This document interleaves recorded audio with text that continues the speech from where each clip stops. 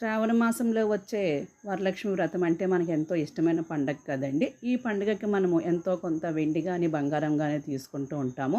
ఈ పండుగకి నేను ఇలా 108 వెండి పువ్వులు తీసుకున్నానండి.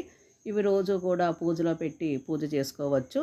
అలాగే ఈ 108 పువ్వులతో పాటు నేను కొంచెం పెద్ద సైజులో ఉన్న పువ్వులు కూడా తీసుకున్నానండి. ఇలాగా ఇవి చూడండి. ఇవి 2 పెద్ద పువ్వులు తీసుకున్నానండి. ఇది కొంచెం గోల్డ్‌లోనే తీసుకున్నాను. తక్కువ గోల్డ్‌లోనే మా గోల్డ్ స్మిత్ ఇలా చేసి ఇచ్చారు. 2 పువ్వులు. అవి 2 బంగారంలో తీసుకున్నాను. ఇవి వెండి పువ్వులండి. ఇది ఇంకొక షేపు. ఇవి కొంచెం పెద్ద సైజులో 5 పువ్వులు తీసుకున్నాను.